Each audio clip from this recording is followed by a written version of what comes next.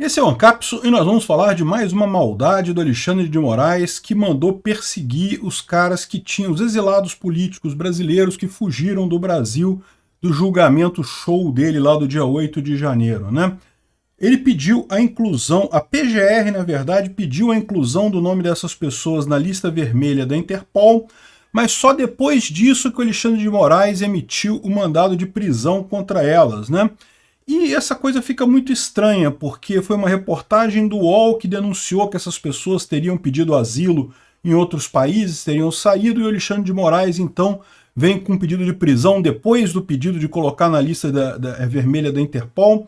Uma coisa meio estranha. Eu não sei como é que vai ser o comportamento dessa vez, tá? Porque a Interpol tem ignorado esses pedidos da justiça brasileira ligados a essa questão da perseguição do Alexandre de Moraes contra pessoas aqui no Brasil, né? O Alan dos Santos é um caso, mas teve outros casos também. Esse pessoal não vai fazer perseguição por conta de pedido de prisão preventiva. Não tem ainda sentença condenatória das pessoas para dizer que elas são criminosas mesmo, né? Não sabemos como que eles vão se comportar nesse caso aqui, porque diferente do caso do Alan dos Santos, esse caso aqui envolveu um crime. Que houve crime, houve. O que eu vejo que é um exagero nesse caso do STF é na quantificação da pena, né, na dosimetria da pena que foi realmente colocada ali num extremo que não faz sentido, né?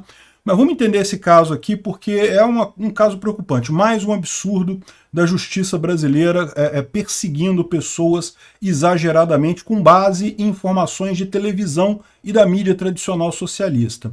Essa notícia foi sugerida por Daniela de Cauda Longa, me deu uma rabada, motorista da caravana de Carapicuíba e várias outras pessoas. Obrigado aí ao pessoal que sugeriu as notícias lá no nosso site, no visãolibertaria.com.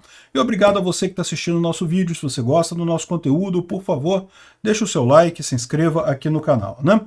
Pois bem, olha só, alguns dias atrás o UOL fez uma reportagem falando sobre os foragidos da justiça brasileira, que tinham 8 pessoas que eram acusadas pelos crimes do dia 8 de janeiro, e mais outras 40 e tantas, né, no total dava 51 pessoas, que teriam fugido do Brasil por conta com medo de sofrerem uma injustiça no Brasil, né? Essas pessoas foram para vários países da América Latina, dos Estados Unidos e coisa e tal, cortaram suas tornozeleiras eletrônicas, quem tinha, né, os 8 que tinham, e foram para o exterior, certamente num caso de asilo político, evidentemente que é isso, né? E asilo político sim, porque essas pessoas cometeram crimes, como aliás, aconteceu com muita gente na época da ditadura também, da ditadura militar brasileira lá de 64, alguns esquerdistas cometeram crimes, né? O que acontecia naquele momento é que muita gente via a perseguição contra os crimes exagerada. Exatamente o que está acontecendo com Alexandre de Moraes agora.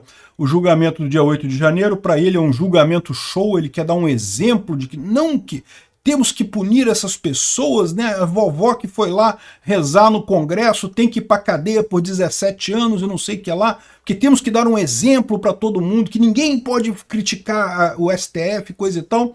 E nesse exagero dele, que nunca funcionou na história da humanidade, eu não sei, às vezes eu imagino que o Alexandre de Moraes tem problema mental, ele é um cara meio burro.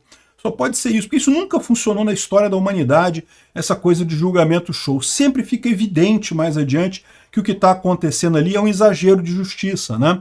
É um justiciamento, é você usar penas absurdas, que, de novo, eu sou o primeiro, eu fui o primeiro a dizer, um monte de gente bateu em mim no sentido figurado, né? Me criticou, porque eu falei que não, que o pessoal que fez lá no 8 de janeiro era um absurdo mesmo, tinha que ser punido aquele pessoal todo lá.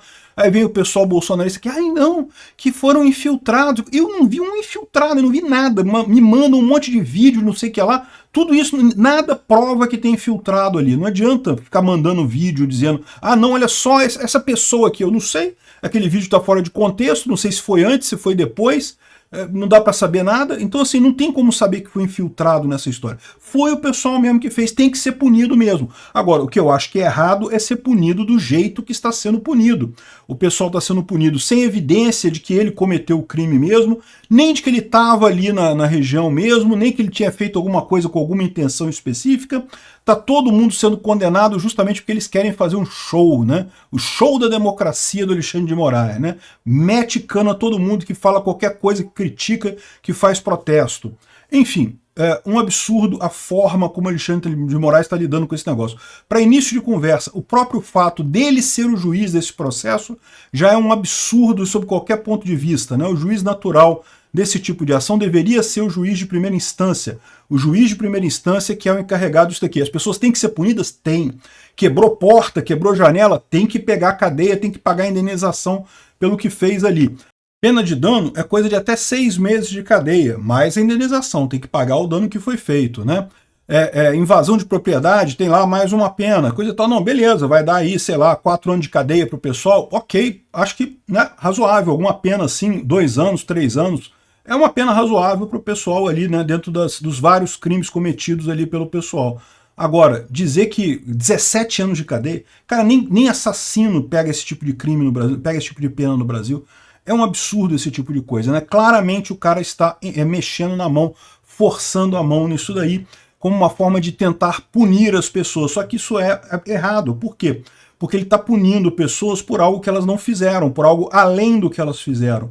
Isso, no final das contas, não é justiça, isso é injustiça. No final das contas, está evidente para todo mundo, tirando a pequena bolha esquerdista que parece que esses caras estão imersos, né? Tirando essa pequenininha bolha esquerdista, todo mundo está vendo isso como a injustiça que é.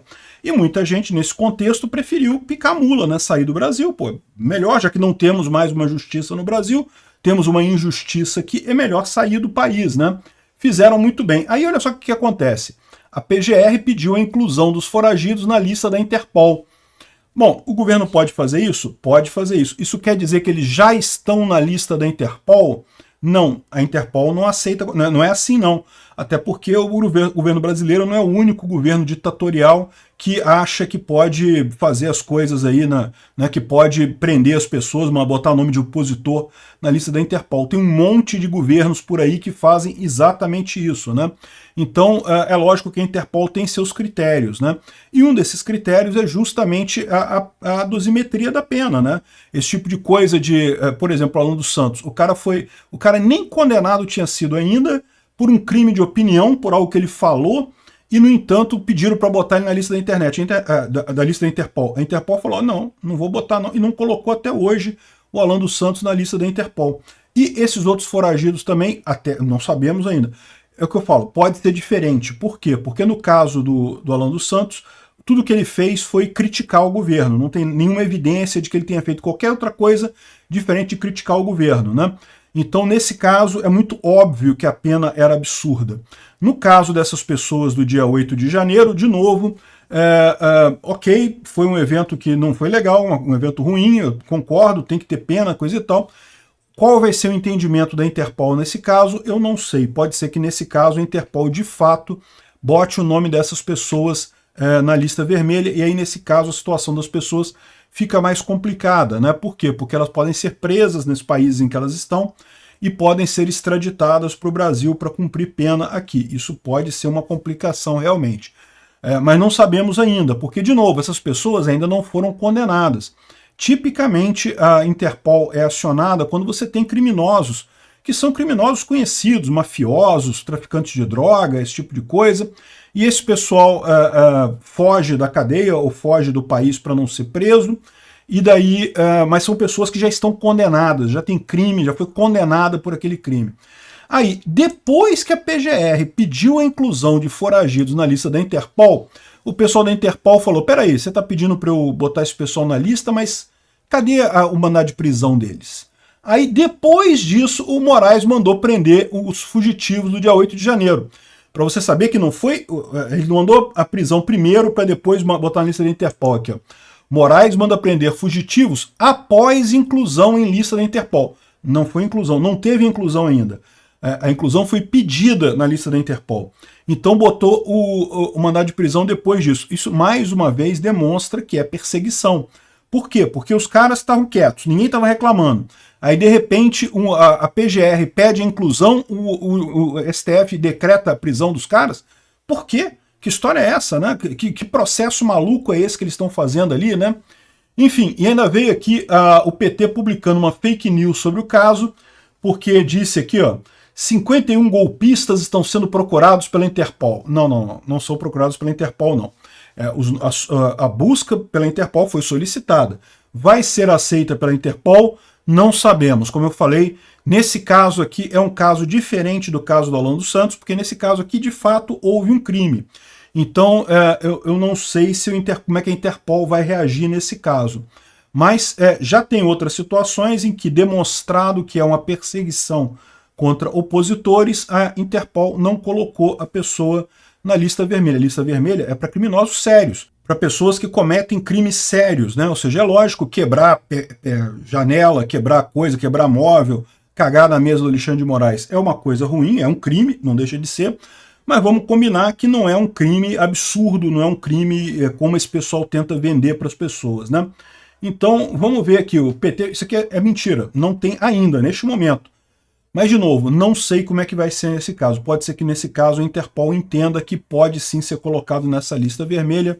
Vamos aguardar. Eu tenho a suspeita que não vão aceitar não, hein? Vamos ver. Obrigado por assistir o vídeo até o final. Além de curtir, compartilhar e se inscrever no canal, considere se tornar patrocinador com valores a partir de R$ 1,99. Clique no botão Seja Membro abaixo para saber as condições e vantagens de patrocinar o canal. Mais informações sobre o nosso projeto, visite nossos sites indicados na tela.